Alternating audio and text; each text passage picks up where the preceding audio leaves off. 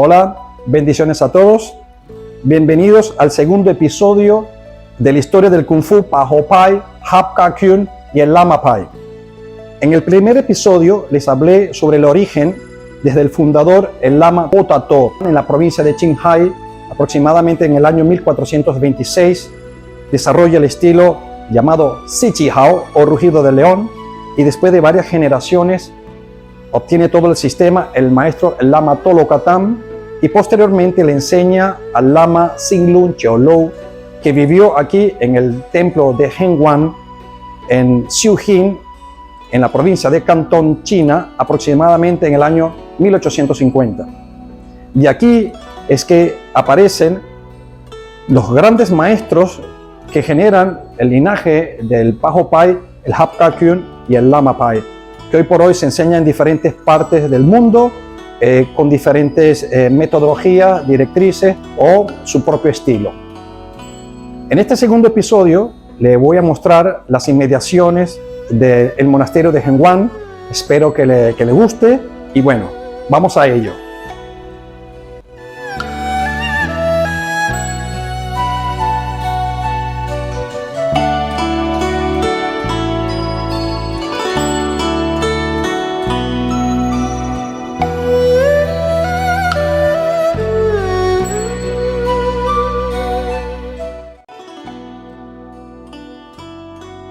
Me encuentro en el templo de Hengwanzi, o templo de la nube bendita, donde vivió el maestro Xinglun Qiulou a partir del año 1850, y quien trajo a este templo las enseñanzas del Kung Fu tibetano o Si Chi Hao, rugido de león.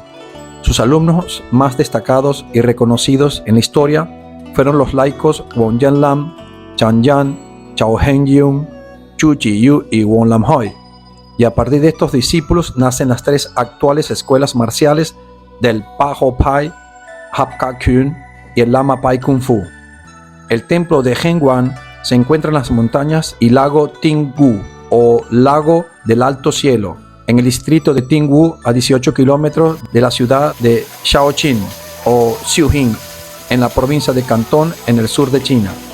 Es una de las 4 montañas más famosas de Cantón, con uno de los mejores aires del mundo, albergando en sus montañas muchos otros templos, pero siendo Hengwanzi uno de los 4 templos más importantes del sur de China. Los picos de la montaña se elevan por encima de los árboles centenarios, cascadas, aire fresco, diversas aves y flores de colores. Desde la antigüedad ha sido una atracción turística y un lugar sagrado budista. Sus santuarios atraen más de 1 millón de visitantes por año. El templo de Hengwan, con su ambiente tranquilo, de mucha paz y poderoso mandala de energía, fue fundado por los aldeanos locales en el 6º año de Chongsheng de la dinastía Ming, 1633. Por cierto, para ese entonces los aldeanos o monjes tardarían de 4 a 5 horas en subir caminando desde la base de la montaña hasta el templo. Me imagino la odisea de subir todo el material que se necesitaba para dicha construcción. Miren esta hermosa fachada, y dentro están los budas de las 4 direcciones con las dakinis o budas femeninos. El Buda del este representa la sabiduría y la iluminación. El Buda del sur representa la compasión activa y la generosidad, con el deseo de ayudar a todos los seres sintientes a liberarse del sufrimiento. El Buda del oeste representa la práctica y la meditación que conducen a la realización del nirvana. El Buda del norte representa la fuerza, perseverancia y la paciencia necesarias en el camino espiritual. Yo aproveché el espacio y ambiente para practicar un poco el Ming Loi Chan o aguja en el algodón, que es una forma interna del sistema Paho Pai en la materia de estudio llamada Tolou Sao. Excelente meditación en movimiento que nos ayuda a tener calma, paciencia, paz, saber esperar. Si se hace bastante lento, que es donde está en parte su secreto, puede durar unos 45 minutos. En un nivel más alto, este set o forma puede practicarse sobre 14 postes de madera que tendrán una altura entre 10 a 15 pies.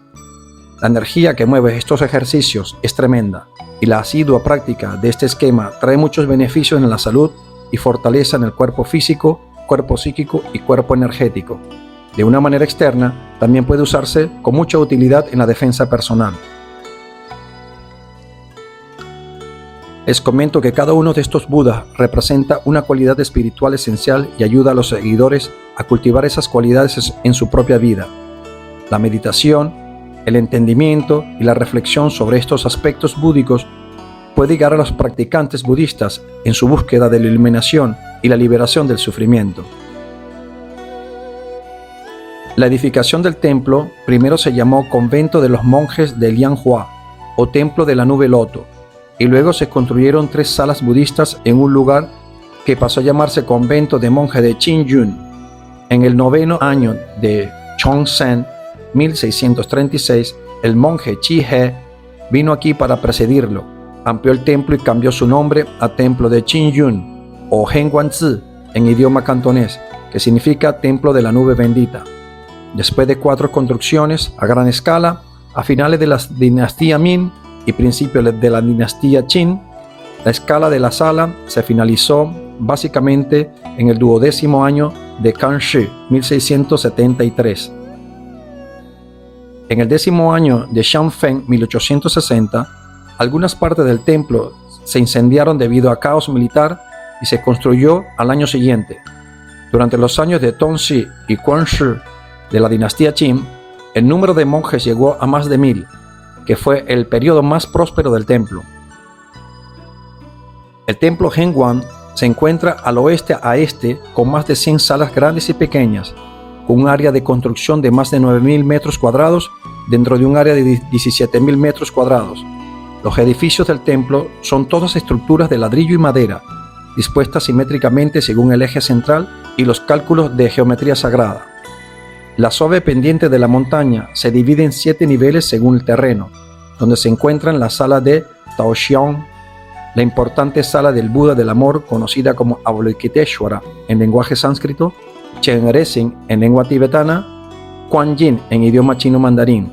También está el salón farmacéutico o de la salud, el pabellón del sutra, el salón del stupa, el salón ancestral, el salón del dharma, la gompa o salón de meditación, el salón de los 100 budas o bodhisattvas, la sala del abad, la sala de invitados, la sala de imprenta, la sala de los difuntos, salón de reuniones, sala de comedor, las áreas de dormitorio, la sala de los 1000 budas, que por cierto, Sakyamuni Buda, que vivió en la India hace unos 2300 años atrás, es el tercer Buda que ha venido a este planeta.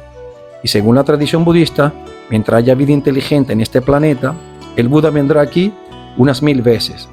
El próximo y cuarto Buda que vendrá se llama Maitreya o Leila Fat. En nuestras artes marciales del Paho Pai tenemos una materia de estudio que se llama de igual manera Leila Fat o la mano del Buda Maitreya. Definitivamente en el Paho Pai tenemos muchos nombres de set o esquemas de puño que llevan nombres alegóricos al budismo, bodhisattva o arhats, conocidos en China con el nombre de Luohon, a la astronomía, numerología y situaciones en que se encontraban los monjes.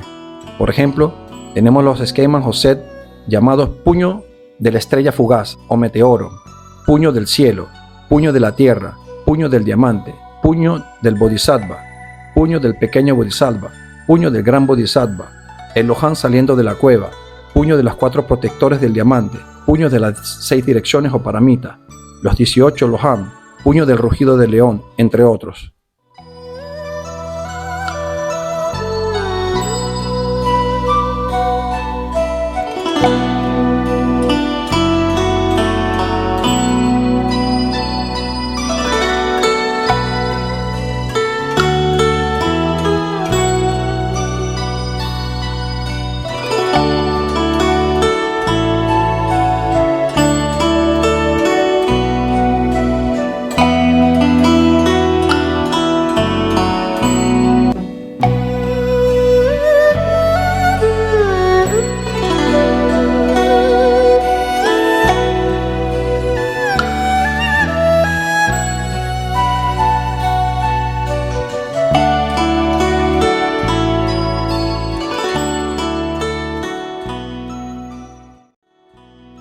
En el templo pude ver que hay muchas reliquias, estatuas, monumentos, la gran campana de bronce de Xianfeng, la olla de miles de personas, la estatua del Buda Esmeralda, la placa presentada por Qi Shi, el trono del Aba presentado por el rey Pingnan Shan Kexi, y el árbol de camelia blanca.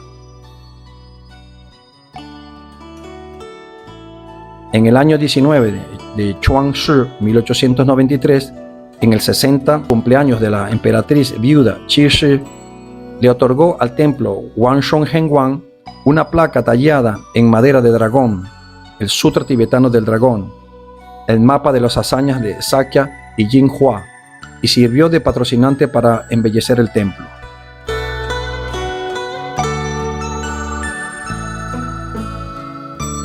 Buda Sakyamuni nació hace aproximadamente 2560 años en Lumbini, que corresponde hoy a Nepal, cerca de la frontera con India. Después de una larga búsqueda, comprendió la naturaleza de la mente en profunda meditación y alcanzó la iluminación.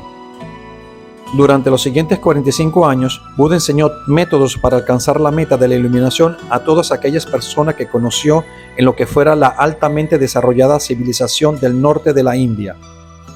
Buda explicó en términos claros y prácticos que es real, en última instancia, y que es impermanente. Esta comprensión hace posible experimentar una felicidad duradera. Las enseñanzas del Buda no son dogmáticas y se promueve activamente la formulación de preguntas. Las meditaciones apropiadas permiten que la mente se vuelva más consciente de sí misma y estos niveles de conciencia se fortalecen de manera gradual.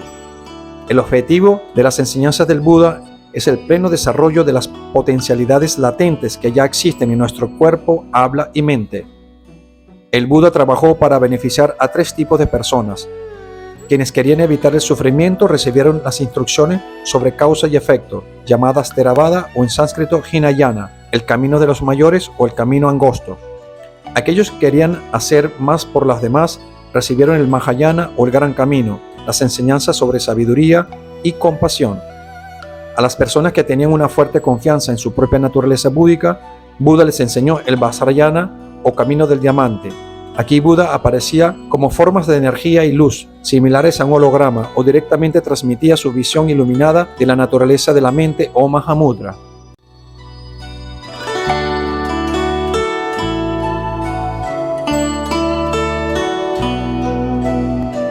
Al salir de esta sala me llamó la atención que arriba, muy cerca del techo, como medio escondidas, habían pinturas tradicionales tibetanas con las figuras de Chengeresik, Vajrapani, Mahakala, Samantabhadra, Manjusri y Amitabha.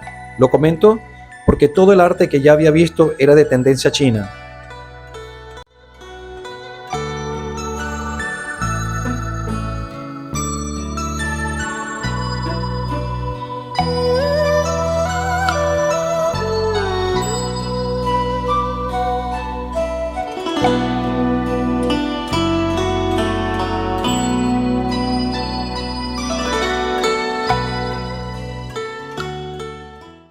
En el año 11 de la República de China, 1922, el doctor Sun Yat-sen, padre de la República de China, visitó el templo y presentó una estrofa con las palabras: "Todos los seres sintientes son iguales". Aprovecho la oportunidad para comentarles que el prestigioso alumno de Xing-Lung, el maestro Wong Yan-lam, tuvo un solo hijo llamado Wong Wai, y junto al maestro Chou Yi-kun fueron guardaespaldas por varios años del doctor Sun Yat-sen. Por cierto, estoy preparando un video sobre la historia de Wong Yan-lam, les daré todos los detalles al respecto. Bueno, continuando con la historia, en una fecha más cercana a nuestros días, en el año 1963, el comité conmemorativo del 1200 aniversario de la muerte del monje Yan Shen asignó fondos para construir el importante monumento Rong Ryu en el lado este del monasterio Hengguanzi. Les comento que la Reserva Natural Nacional de la montaña Tingwu, establecida en 1956, fue la primera reserva natural de China. También se encuentra entre el primer grupo de estaciones de investigación científica designada de la UNESCO, el hombre y la biosfera natural, desde 1979. El templo Hengguanzi fue designado como un templo abierto clave nacional por el Consejo de Estado en 1983. Lo estratégico de edificar este templo en las montañas de Tengwushan definitivamente fue por la peculiar de estas montañas, su flora, su fauna, lo puro, por la zona con una vibración especial, nodo o vórtice energético.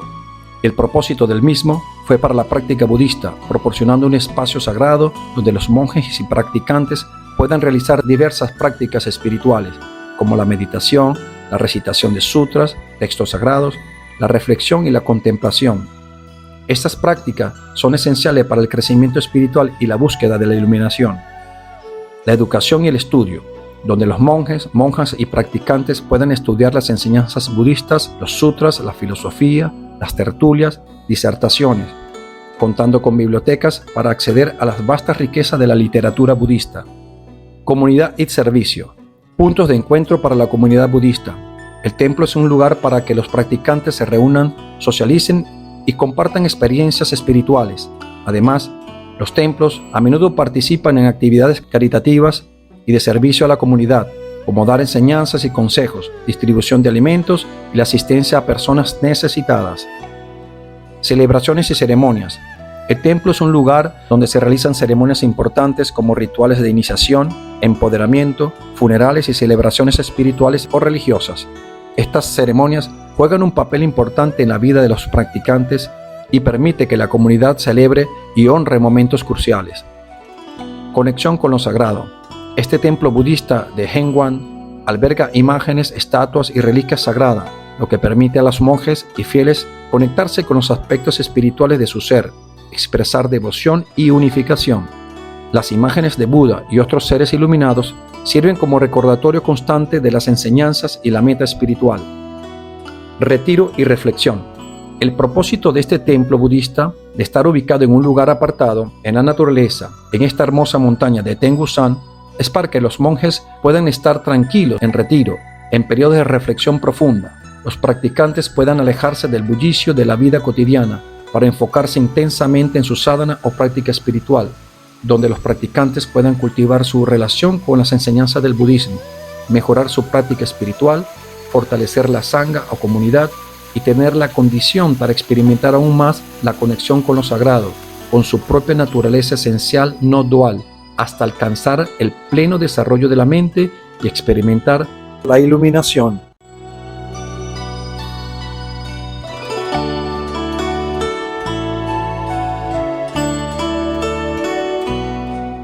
Hemos terminado el segundo episodio de este documental Origen del Kung Fu Pahopai, Hapkakyun y Lama Pai.